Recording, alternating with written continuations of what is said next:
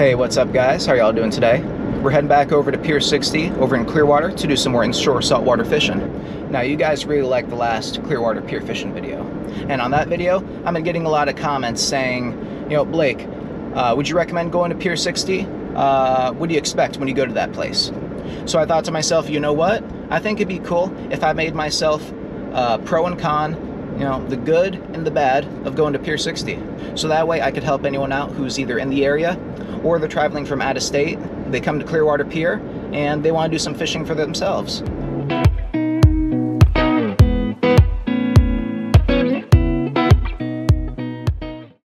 Now the first pro about going to Clearwater Pier is the scenery. Now when you're heading over to Pier 60, you're heading to one of the most popular beaches in the country. Now when you head over in that direction, you're met with an abundance of tourist attractions like restaurants and shops you can go into. So either before or after you're done fishing at the pier, you can head over into any one of those restaurants, either one of those shops, and have yourself a great time. Now the first con I want to share with you guys is pretty much the parking. Now when you're heading over to the Clearwater Pier, not only are you heading over to one of the most busiest beaches in the country, that also means you're heading over to one of the busiest parking lots in the country. If you guys come here on a late afternoon, whether you're coming over to the pier to do some fishing, or if you just want to come to the beach just to hang out, you could see yourself trying to find a parking spot and it could last you maybe 20-30 minutes top. My best advice to you, come here as early as possible so you can get the best out of the parking spots.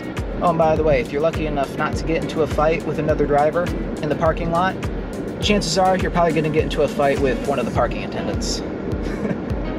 Now, the next con I'm going to share with you guys is the distance it takes to walk to the pier. Now, if you're able to find yourself a parking spot, or God forbid, you had to park in a parking garage, you could see yourself walking a quarter mile, or at the very most, half mile away to head over to the Clearwater fishing pier.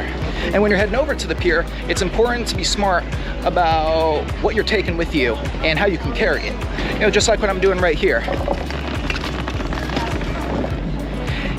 Yeah, before I had that wagon, it was a pain in the you-know-what, trying to take everything back and forth from the pier, making about a dozen trips. So if you plan on making the walk, do yourself a favor, invest in a wagon, or at the very least, try to bring some friends over here to help you carry your stuff. All right, the second pro I'm going to share with you guys is the equipment that you can buy and rent at the Clearwater Pier. Now, when you come up to Clearwater Pier, you come up to this little shop right here. This is the place where you're able to buy fishing equipment and you got to pay an entry fee. Yeah, when you go inside, you're able to see a whole bunch of stuff that you can buy to help you out when you're fishing here at the pier. You can make a selection from a wide variety of hooks, sinkers, sabiki rigs, and if this is your first time fishing, you can rent poles here in case you didn't bring one with you. Yeah, but that right there brings me over to my last con, and that is the cost. Now, if you guys are in desperate need of some fishing equipment, I mean, I'd highly suggest buying it at a fishing shop that you trust.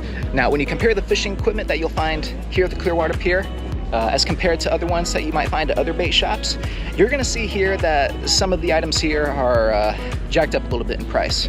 You know, like some sabiki rigs I've seen at the pier. Other trusted fishing shops I go to, they'll sell sabiki rigs for about $5-6 a pop, whereas the ones over at the Clearwater Pier, they're probably gonna sell them for a little more than $6, maybe even more than $7 a piece. Oh, and not to mention, it's also $10 per person if you're fishing. Otherwise, if you just want to come onto the pier, it's $1. But if you want to fish, $10 whole per person. It's ridiculous. So yeah, make sure you bring some extra cash with you. So if you want to save yourself some money, but you want to stock up on some fishing equipment, I would recommend going to a fishing shop that you guys trust. Yeah, me personally, I get all my fishing equipment at Sportsmans warehouse over on Seminole, and I go to my trusted local fishing shop, Bluffs Bait and Tackle. You know, and my final pro of the video is that, well, when you're fishing off in the Gulf of Mexico like this, you know, you can catch just about anything out here. You know, the possibilities are endless when you're fishing out here. You catch grunts, snook, trout, all the way up to monsters like sharks and cobia.